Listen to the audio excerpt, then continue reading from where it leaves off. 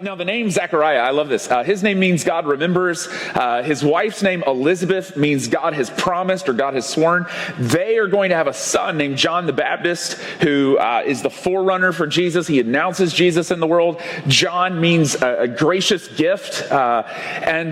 Essentially, you put this family together. When they walk in the room, their name together, Zechariah, Elizabeth, John, means God has remembered his promises and he's graciously given a gift. That's a wonderful last name right there. Who are you guys? Well, we're the ones God has remembered and has graciously given a gift to, and he's promised that. But you put that together, and certainly for the audience that would read this story for the first time, the name is loaded with meaning. And so this story is just, if you're reading this for the first time, it's just loaded with expectation that God is up to something and God is going to do something. Now, I love this. It says, once when Zechariah's division was on duty, he was serving as priest before God. He was chosen by Lot, which is like a Vegas game. It's not like a person, Lot. According to the custom of the priesthood, to go into the temple of the Lord where God, Yahweh, lives and burn incense. And when the time for the burning of incense came, all the assembled worshipers were praying outside. Now, this is ceremonial. They did this every year. But this moment, we kind of read over it, but it's for Zechariah, this is a once-in-a-lifetime moment.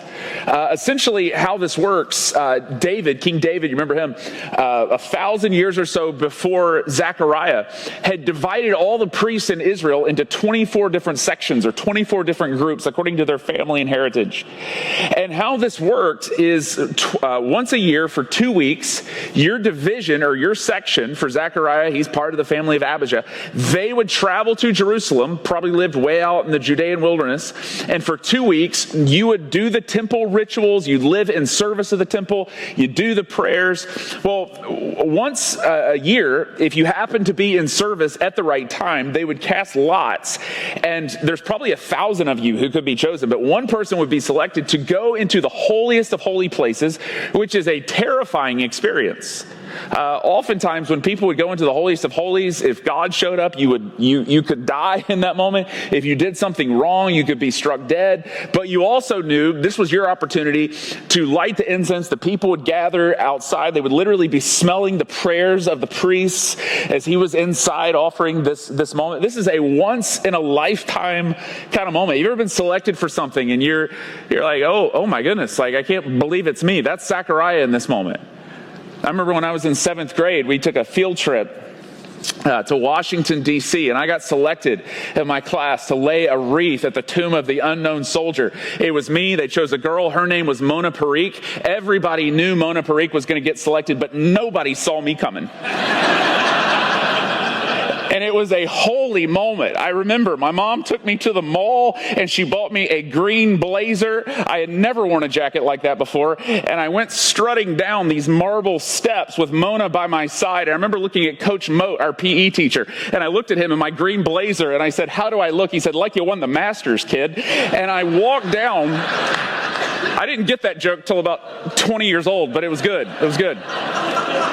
He was a PE teacher who also chain smoked, so that also is confusing. But there was that moment of expectation.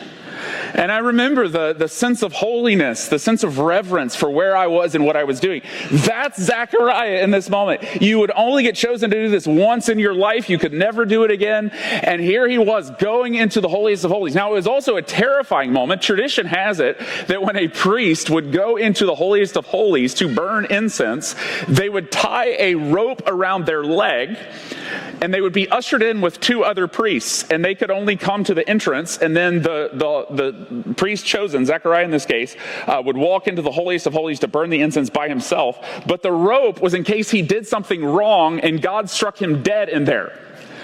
And the other priest would be outside the temple holding the rope going, well, if Frank messes up, I guess we'll just pull him out. Because they knew they could not enter in. I love that. One of these weeks, I want, man, I'm going to preach with a rope around my leg. Like, if all this falls apart, just yank me off stage.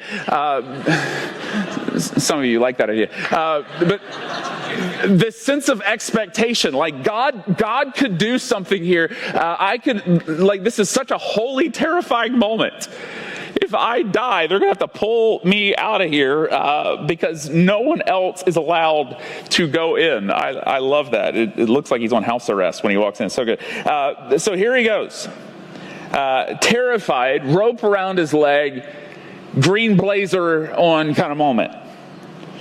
And all of a sudden, he just wants to get in, do the ritual, get out, burn the incense, go home to Elizabeth, say, hey, I got selected, unbelievable. But here's what happens. Then an angel of the Lord appeared to him, which he has to think in this moment, oh, crud. Standing at the right side of the altar of incense, which is significant. When Zechariah saw him, he was startled and gripped with fear. But the angel said to him, do not be afraid. Well, in this moment, he's thinking, Frank's going to probably have to pull me out of here, so I'm a little afraid because this is probably the last moment I'm alive. Do not be afraid, the angel says, Zechariah. Your prayer has been heard, which he has to think, I'm a priest. Which prayer? That's what I do for a living. I pray. What prayer is it? Your wife, Elizabeth, will bear you a son, and you are to call him John. And so in this moment, and we kind of miss this when we read over, it says the angel appears at the right side. Now, typically, when you read the scriptures, 100% of the time, as far as Zechariah would be concerned, angels show up on the left side. The left side is reserved for angels. The right side is reserved for God. And if God shows up on the right side, as has happened in other moments in the scriptures, that means he's so holy, so other. You could fall over dead in this moment. And so this has to be somewhat of a confusing moment because he knows if God has shown up, this is probably the last breath he's taking. And he also sees the angel standing on God's side. And the angel's looking at him like, do not be afraid. Well, of course I'm afraid. Like of course this is a moment. There's a rope around my leg, for crying out loud. But these are the best moments of faith. The moment, not when you're just doing the religious thing, not when you're just going, I'm going to pray and we're going to kind of offer some prayers up to God. The moment where you live with a sense, either God's in this or I could fall over dead. That's the moment you know you're actually experiencing God. The moment where you are afraid, fear is the language. God must be in this because my heart is beating faster than it's ever beat before. There's that moment of expectation. There's that moment where if you have a moment in your life right now, maybe it's at work where you're trying something with your business and there's a sense, either God's in this or I'm going to fall flat on my face. It could be in terms of raising your kids. Either God's with me in this or this whole thing's going to go off the rails.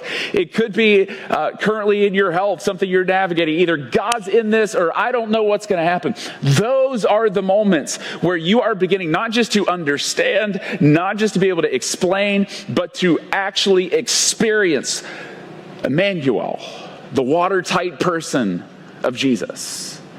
God wants you in those moments where you got a rope tied around your leg and you don't know what's going to happen. Those are the moments God shapes the contours of your faith. He came into this world not to be explained. He came into this world to be experienced.